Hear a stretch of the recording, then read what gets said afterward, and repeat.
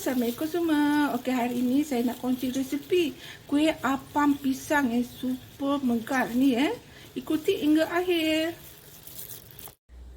Okey, ni bahan-bahannya ya. Kita ada gula putih, tepung beras, tepung gandum, santan, garam, gula merah dan juga pisang ya. Dan ini yang penting baking powder double action ya. Okey, kemudian kita akan blend ni gula merah, gula putih, santan dan juga pisang ya. Dan juga sedikit garam. Kita nak blend dan kita akan masakkan sekejap ya. Okey, bila dah mendidih begini, tutup api, sejukkan sebentar ya. Tak boleh masukkan tepung panas-panas ya, sejukkan sebentar. Masukkan dalam mangkuk besar macam ni biar dia sejuk ya. Sejuk dalam 30 minit macam tu lah. Bila dah sejuk, masuklah tepung beras, tepung gandum, sebati Okey, bila dah sebati macam ni, baru kita letakkan baking powder double action ya. Ni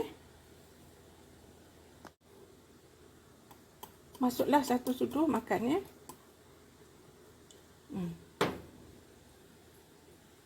Dan kita kacau serata ya. Dia nak serata ya, kena kacau laju macam ni.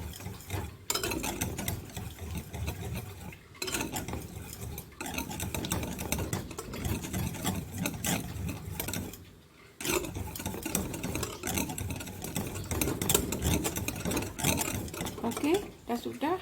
Bolehlah masuk dalam kita punya acuan apam ya.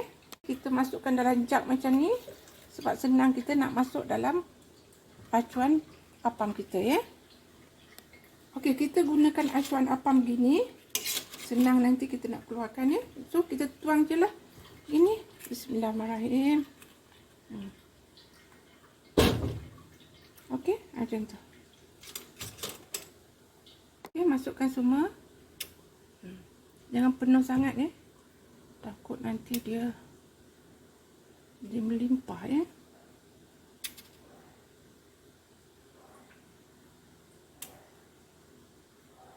Okey, masukkan semua. Okey dah. Okey, ready untuk masuk kukus ya.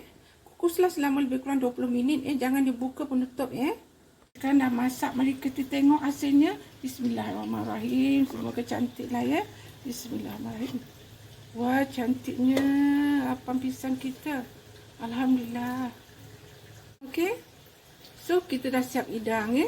Kita bolehlah buka satu nak tengok macam mana dia punya kat dalam. Okey, kita ambil satu. Bismillahirrahmanirrahim. Kita nak buka. Wah, kat dalam dia memang gebu sangat ya. Memang gebu sangat lah. Okey. So, terima kasih kerana menonton. Selamat mencuba ya. Jangan lupa like, comment, subscribe dan share. Sampai jumpa lagi. Bye.